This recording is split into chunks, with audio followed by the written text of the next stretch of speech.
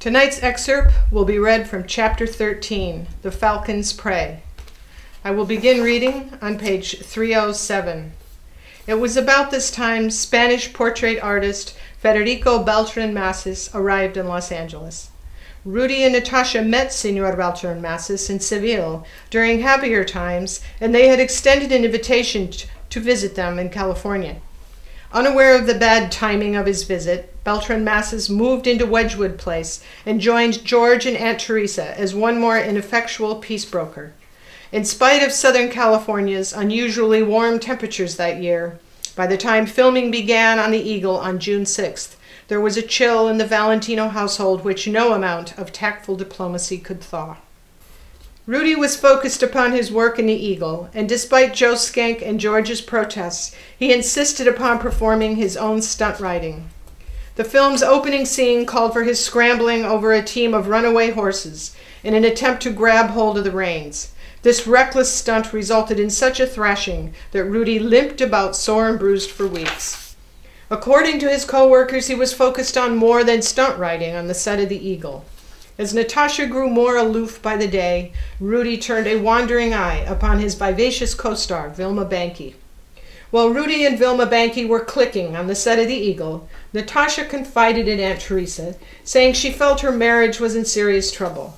She told her doting auntie that since she was barred from visiting the Eagle's set, she had resorted to dispatching handyman Lou Mahoney to keep an eye on her husband.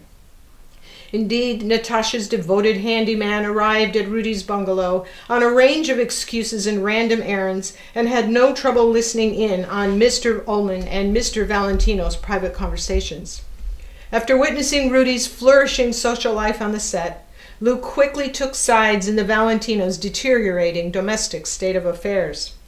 It was not long before Lou developed a fierce loyalty to the beguiling mistress of the household. Unable to find the meekest fault with Mrs. Valentino, he blamed the couple's intensifying marital distress squarely upon his famous boss, Mr. Valentino, and his manager, George Ullman. And in George's role as overlord of the Valentino staff, he was often subjected to the insubordinate handyman's protests. Lou grew to harbor resentment towards Mr. Ullman and perceived him as the infuriating controller of the household. But Lou was unaware that in the actual chain of command it was Rudy who gave George his orders. And it was in this way that Rudy's gracious rapport was maintained with not only Lou, but the entire household staff. Nevertheless, Lou was soon returning from his errands to Rudy's United Artists bungalow with ears full of fresh gossip for Natasha. While he kept her well informed of her husband's activities, he also exploited her growing resentment of George's influence over her husband. Reinforcing this reliable wedge, Lou informed Natasha that Mr. Ullman was trying to break up her marriage. As Natasha grew increasingly dependent upon her handyman for information, his inflated perception of his role in the household grew. Under less emotionally raw circumstances, she might have recognized Lou's ire towards George as having been rooted in a volatile management and labor dispute.